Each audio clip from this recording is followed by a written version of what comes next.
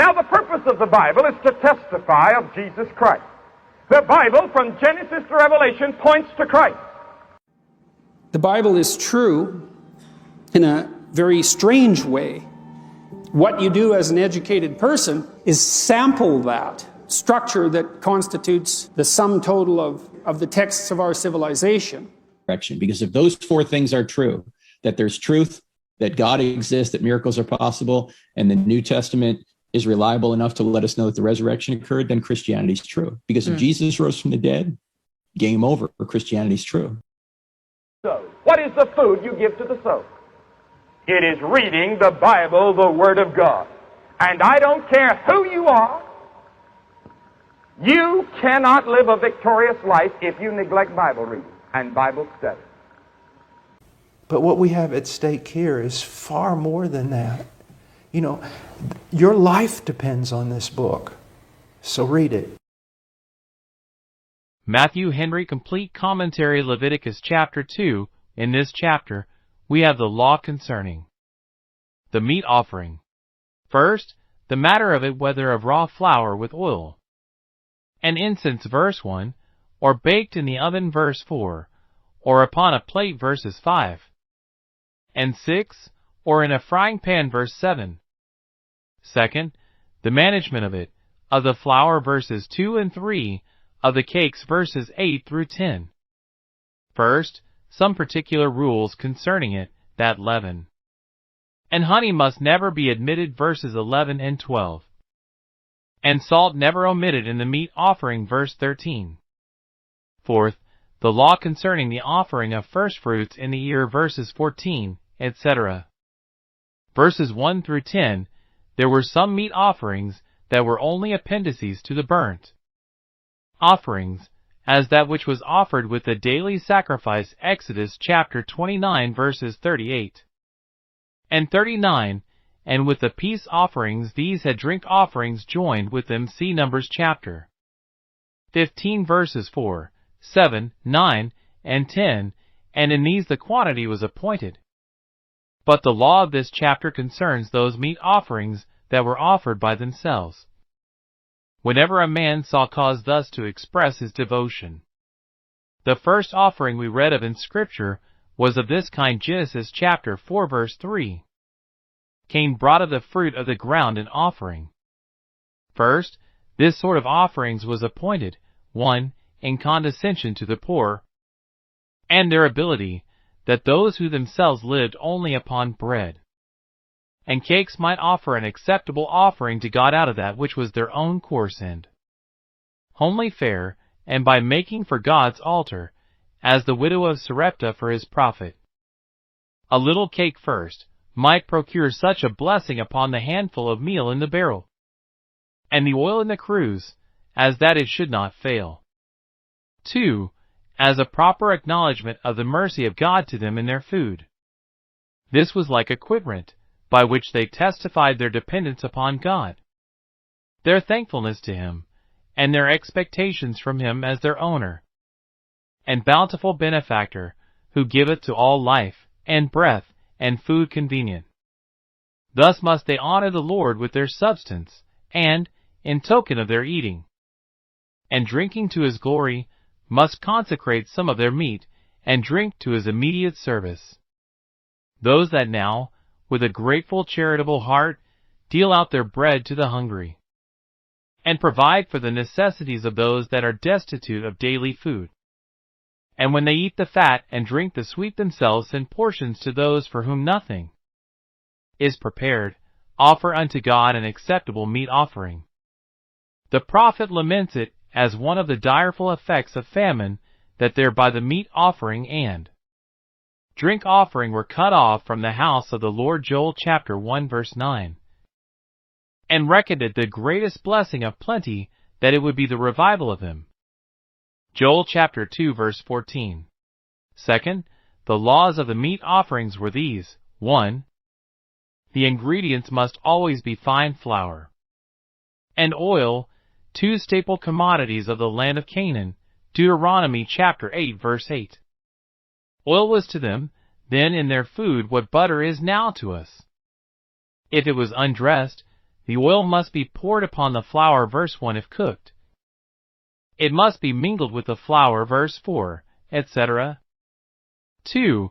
If it was flour unbaked, besides the oil it must have frankincense put upon it, which was to be burnt with it, verses 1 and 2, for the perfuming of the altar in allusion to this.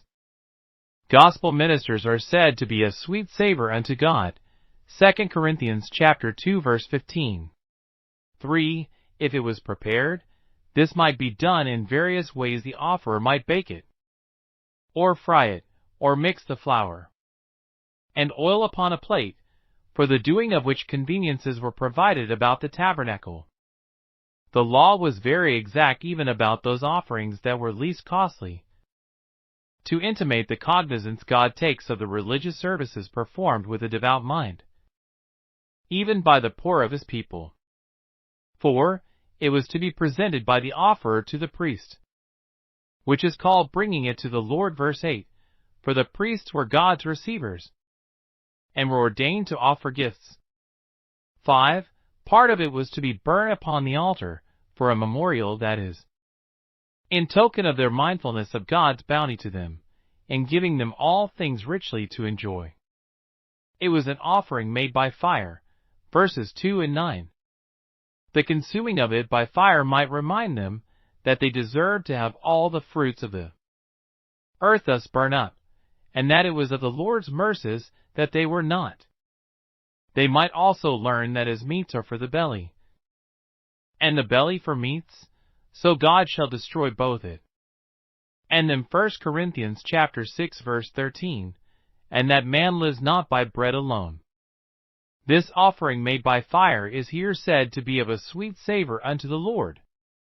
And so are our spiritual offerings, which are made by the fire of holy love, particularly that of almsgiving, which is said to be an odor of a sweet smell, a sacrifice acceptable, well-pleasing to God, Philippians chapter 4 verse 18. And with such sacrifices God is well pleased, Hebrews chapter 13 verse 16. 6. The remainder of the meat offering was to be given to the priests, verses 3 and 10. It is a thing most holy, not to be eaten by the offerers, as the peace offerings which, though holy, were not most holy, but by the priests only and their families. Thus God provided that those who served at the altar should live upon the altar, and live comfortably. Verses 11 through 16 here, first, leaven and honey are forbidden to be put in any of their meat offerings, no leaven, nor any honey in any offering made by fire, verse 11. 1. The leaven was forbidden in remembrance of the unleavened bread they ate when they came out of Egypt. So much dispatch was required in the offerings they made that it was not convenient they should stay for the leavening of them. The New Testament comparing pride and hypocrisy to leaven because they swell like leaven, comparing also malice and wickedness to leaven because they sour like leaven, we are to understand and improve this as a caution to take heed of those sins which will certainly spoil the acceptableness of our spiritual sacrifices. Pure hands must be lifted up without wrath, and all our gospel feasts kept with the unleavened bread of sincerity and truth. 2. Honey was forbidden, though Canaan flowed with it, because to eat much honey is not good. Proverbs chapter 25 verses 16 and 27. It turns to choler and bitterness in the stomach, though luscious to the taste. Some think the chief reason why those two things, leaven and honey, were forbidden was because the Gentiles used them very much in their sacrifices, and God's people must not learn or use the way of the heathen, but his services must be the reverse of their idolatrous services. See Deuteronomy chapter 12 verses 30 and 31. Some make this application of this double prohibition. Leaven signifies grief and sadness of spirit. Psalms chapter 73 verse 21. My heart was leavened. Honey signifies sensual pleasure and mirth. In our service of God both these must be avoided. and a mean observed between those extremes, for the sorrow of the world worketh death. And a love to the delights of sense is a great enemy to holy love. Second, salt is required in all their offerings. Verse 13. The altar was the table of the Lord. And therefore, salt being always set on our tables, God would have it always used at His.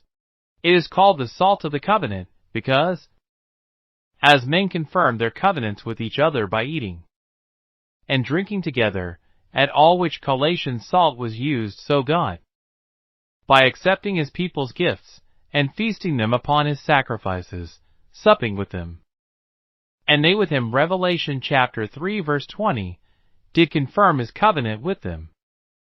Among the ancients, salt was a symbol of friendship. The salt for the sacrifice was not brought by the offerers, but was provided at the public charge, as the wood was.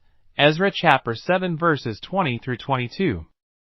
And there was a chamber in the court of the temple called the chamber of salt, in which they laid it up. Can that which is unsavory be eaten without salt? God would hereby intimate to them that their sacrifices in themselves were unsavory. The saints, who are living sacrifices to God, must have salt in themselves. For every sacrifice must be salted with salt. Mark chapter 9 verses 49 and 50. And our speech must be always with grace. Colossians chapter 4 verse 6. So must all our religious performances be seasoned with that salt. Christianity is the salt of the earth. Third, directions are given about the first fruits. 1. The oblation of their first fruits at harvest, of which we read. Deuteronomy chapter 26 verse 2. These were offered to the Lord, not to be burnt upon the altar, but to be given to the priests as perquisites of their office. Verse 12.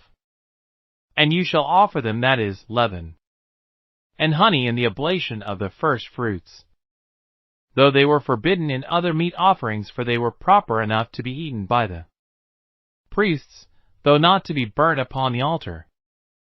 The loaves of the first fruits are particularly ordered to be baked with leaven. Leviticus chapter 23 verse 17. And we read of the first fruits of honey brought to the house of God. 2 Chronicles chapter 31 verse 5. 2. A meat offering of their first fruits. The former was required by the law, this was a free will offering. Verses 14 through 16. If a man, with a thankful sense of God's goodness to him in giving him hopes of a plentiful crop, was disposed to bring an offering in kind immediately out of his field, and present it to God, owning thereby his dependence upon God, and obligations to Him, 1. Let him be sure to bring the first ripe and full ears, not such as were small and half withered. Whatever was brought for an offering to God must be the best in its kind, though it were but green ears of corn. We mock God and deceive ourselves if we think to put Him off with a corrupt thing while we have in our flock a male. Malachi chapter 1 verse 14. 2. These green ears must be dried by the fire, that the corn, such as it was, might be beaten out of them. That is not expected from green ears, which one may justly look for from those that have been left to grow fully ripe. If those that are young do God's work as well as they can, they shall be accepted, though they cannot do it so well as those that are aged and experienced. God makes the best of green ears of corn, and so must we. 3. Oil and frankincense must be put upon it. Thus, as some allude to this, wisdom and humility must soften and sweeten the spirits and services of young people, and then their green ears of corn shall be acceptable. God takes a particular delight in the first ripe fruits of the Spirit, and the expressions of early piety and devotion. Those that can but think and speak as children, yet, if they think and speak well, God will be well pleased with their buds and blossoms, and will never forget the kindness of their youth. For it must be used as other meat offerings, verse 16, Compare verse 9. He shall offer all the frankincense. It is an offering made by fire. The fire and the frankincense seem to have had a special significancy. 1. The fire denotes the fervency of spirit, which ought to be in all our religious services. In every good thing we must be zealously affected.